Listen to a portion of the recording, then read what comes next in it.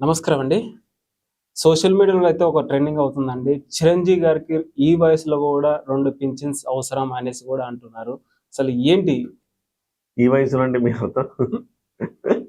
అది ఆయన సోషల్ మీడియాలో యంగ్‌గా గూడా నాకు 30 ఇయర్స్, 40 ఇయర్స్ అప్పుడు ఏంటండి 30 ఇయర్స్, 40 ఇయర్స్‌కి మీకు పెన్షన్ ఎందుకు ఈ వయసులో అంటారు. ఆయన వయసు 70 వస్తుంది. సో, వయసుతో సంబంధం లేదు. ఆయన పెన్షన్ ఎందుకు ఇస్తున్నారు? ఆయన మెంబర్ ఆఫ్ పార్లమెంట్ ఎంపీగా పనిచేసినందుకు ఇస్తున్నారు. లెజిస్లేచర్ అసెంబ్లీకి ఎమ్మెల్యేగా పనిచేసినందుకు ఇస్తున్నారు. ఇది ఒకటేమో కేంద్ర ప్రభుత్వం ఇస్తుంది. ఒకటి రాష్ట్ర ప్రభుత్వం ఇస్తుంది. 2 వేరు వేరు. పెన్షన్లు అవసరమా అంటే ఇది ఆయన కోరి తీసుకున్న పెన్షన్లే కాదు, సహజమైన ప్రక్రియ అది. చట్టం, రాజ్యాంగం నిర్దేశించిన ప్రొసీజర్ అది. సో ఆయన ఎంపీగా పనిచేశారు కాబట్టి కేంద్ర ప్రభుత్వం ప్రతి నెల 33,000 రూపాయలు పెన్షన్ ఇస్తుంది. ఆయన ఎమ్మెల్యేగా పనిచేశారు కాబట్టి ఆంధ్రప్రదేశ్ రాష్ట్ర ప్రభుత్వం 30,000 రూపాయలు ఆయనకి పింఛన్గా ఇస్తుంది. ప్రస్తుతం అంటే ఆయన పనిచేసిన ఎంపీ అంటే ఆంధ్రప్రదేశ్ నియోజకవర్గం తిరుపతి కాబట్టి ఆంధ్రప్రదేశే దానికి పెన్షన్ ఇస్తుంది. సో ఆ రకంగా ఆయనకి 2 పెన్షన్స్ వస్తున్నాయి. పెన్షన్స్ తీసుకోవద్దని ఎక్కడ రాజ్యాంగంలో లేదు, అంతేనా కదా? పెన్షన్స్ తీసుకోకూడదు, ఒక పెన్షన్ ఇవ్వాలని రాజ్యాంగంలో లేదు కదా. 2 పెన్షన్స్ అర్హత ఆధారంగా వస్తున్నాయి. ఇక ఆయన తీసుకోవడం అంటారా? అసలు ఆయనకి అది నేను పెన్షన్ వస్తుందనేది కూడా ఆయన గుర్తుండదు. మనం మాట్లాడుకొని వింటే తప్ప ఆయన గుర్తుండదు. ఓహో పెన్షన్లు వస్తున్నాయి నాకు అని. ఎందుకంటే మనలాగా కాదు, ఆయన పెద్ద వ్యవస్థలు ఉంటాయి. ఆ వ్యవస్థల్లో అకౌంటెంట్లు, వ్యవస్థలు, ఆడిటర్లు, ఆయన సంపాదనని చూడటానికి అందరు రకరకాల మంది. ఆయన ఎంత చారిటీ చేస్తున్నారు, ఎవరెవరికి ఏమేమి ఇస్తున్నారు, ఇవన్నీ చూసుకోవటానికి వాళ్ళ సిబ్బంది ఉంటారు. వాళ్ళకి మాత్రం తెలుసని నేను అనుకుంటున్నా. చిరంజీవి గారికి అంత ధ్యాస ఉండదు. అవునా కాదా? నువ్వు ఒక పెద్ద పొజిషన్కి వెళ్ళావు, కొన్ని సందర్భాల్లో నీ కింద పనులన్నీ ఎవరో చూసుకుంటారు తప్ప ప్రతిదీ పిన్ పాయింట్గా నువ్వు చూడవు కదా. అట్లా చిరంజీవి గారికి ఆ రకంగా ఆయన తెలియకుండా అది పెన్షన్ ఉండొచ్చు, ఎందుకంటే అది ప్రొసీజర్లో భాగం కాబట్టి. కానీ తెలిస్తే బహుశా ఆయన దాన్ని వదులుకునే అవకాశం కూడా ఉంది. First thing. రెండవది, అసలు దీని మీద ఎందుకు ఇంత రచ్చ చేస్తున్నారు? చిరంజీవి గారి మీద ఎందుకు రచ్చ చేస్తున్నారు నాకు అర్థం కావట్లేదు.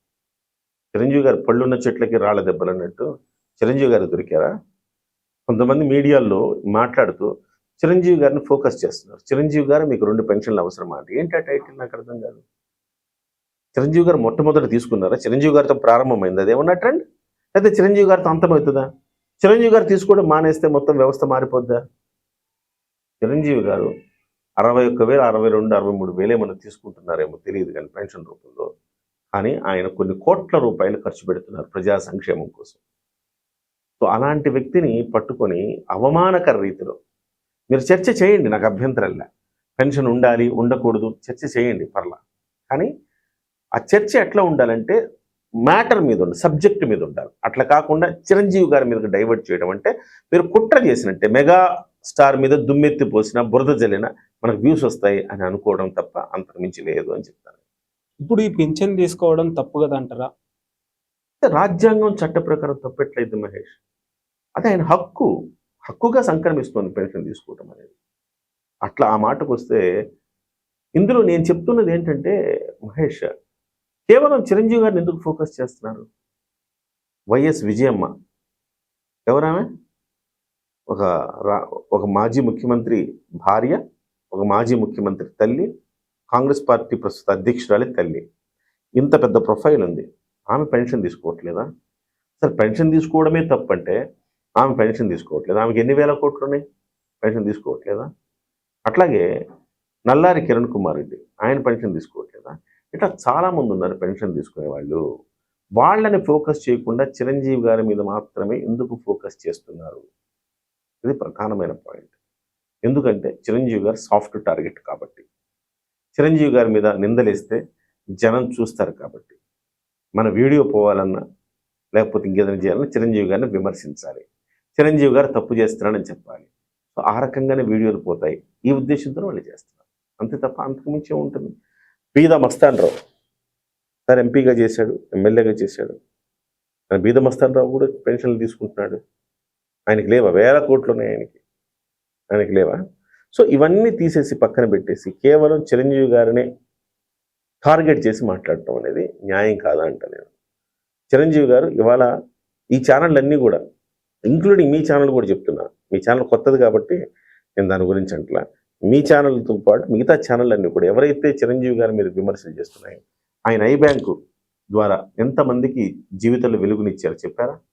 ఆయన బ్లడ్ బ్యాంకు ద్వారా ఎంతమంది జీవితాలను కాపాడాడో చెప్పారా?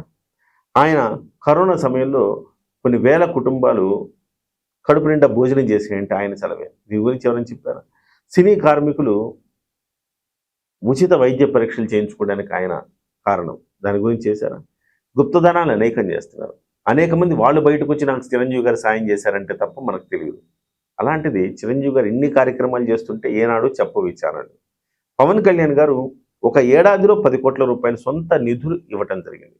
దాని గురించి చెప్పవు. సో పవన్ కళ్యాణ్ గారు తన జీతాన్ని పెన్షన్ తన జీతాన్ని ఎమ్మెల్యేగా వచ్చే జీతాన్ని అనాథ పిల్లల కోసం వదిలేసుకున్నాడు. వాళ్ళకి విరాళంగా ఇచ్చేశాడు. ప్రతి నెల 40 మంది పిల్లలకి ఆయన జీతం 5,000 చొప్పున వెళ్ళిపోతుంది. దాని గురించి ఎవరైనా స్టోరీ చేశారు? మన్యం గ్రామాల్లో పవన్ కళ్యాణ్ గారు స్వతంత్రం వచ్చినప్పటి నుంచి ఇప్పటి వరకు కరెంటు లేని గ్రామాలకు కరెంటు తీసుకొచ్చాడు. దాని మీద చెప్పారు ఎవరైనా? వాళ్ళ కాళ్ళలో ముళ్ళు గుచ్చుకుంటే ఆయనకి చెప్పులు ఇచ్చాడు. ఆయన సరిగ్గా కట్టుకోవడానికి మంచి చీరలు ఇచ్చాడు. అలాగే డోలీ మూతల నుంచి వాళ్ళని బయటపడేయడానికి రోడ్లు వేశాడు. ఇన్ని మంచి కార్యక్రమాలు చేస్తుంటే ఏ రోజైనా ఈ ఛానల్ చెప్పాయా?